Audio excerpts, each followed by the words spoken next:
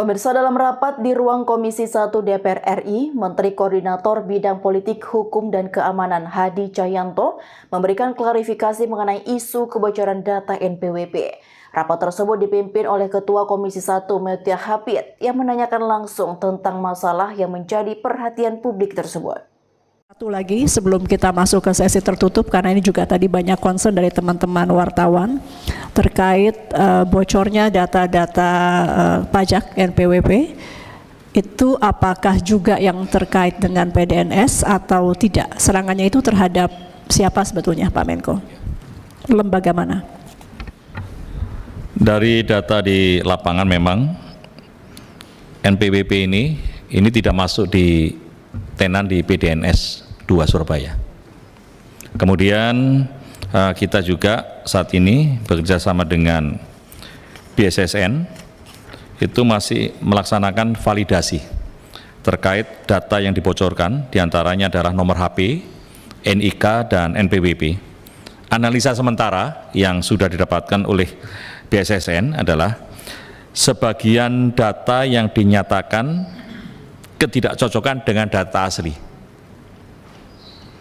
Nah, ini diduga data-data tersebut diperoleh dari beberapa kota atau kabupaten, sehingga ada sebagian yang tidak sesuai dengan yang data yang dibocorkan itu tidak sesuai dengan pemiliknya, baik NIK maupun NPWP. Kemudian berikutnya yang akan kita lakukan, yang sudah kita lakukan adalah tim CISAT, jadi tim pengamanan ini Kemenq ini sudah menindaklanjuti secara internal dan melibatkan tim BSSN.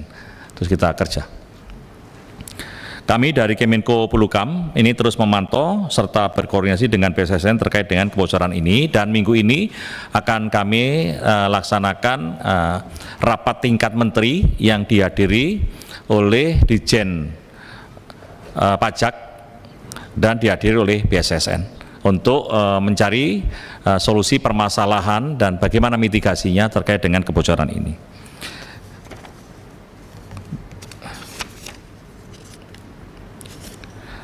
Memang kami memiliki upaya jangka pendek untuk mengamankan terkait kebocoran di Ditjen Pajak maupun di NIK. Upayanya adalah sampai dengan terbentuknya lembaga pelindungan data pribadi sebagaimana diamandatkan Undang-Undang PDP. Kemenkominfo bertindak sebagai otoritas pelindungan data. Ini harus mengacu pada PP nomor 71/2019 tentang penyelenggaraan sistem transaksi elektronik PTSE untuk memastikan tidak adanya kekosongan institusi penegakan kepatuhan dalam pelindungan data pribadi. Yang kedua adalah Badan Siber dan Sandi Negara. BSSN melakukan investigasi terhadap dugaan terjadinya insiden keamanan siber yang berdampak pada terjadinya kebocoran data pribadi dan segera memberikan rekomendasi perbaikan sistem keamanan untuk mencegah insiden serupa terjadi kembali lagi. Dan yang ketiga adalah pemerintah perlu mengakselerasi proses penyelesaian penyusunan peraturan pemerintah tentang implementasi perlindungan data pribadi, termasuk pembentukan lembaga pelindungan data pribadi sebagai instrumen kunci dalam memastikan aktivitas implementasi Undang-Undang PDP.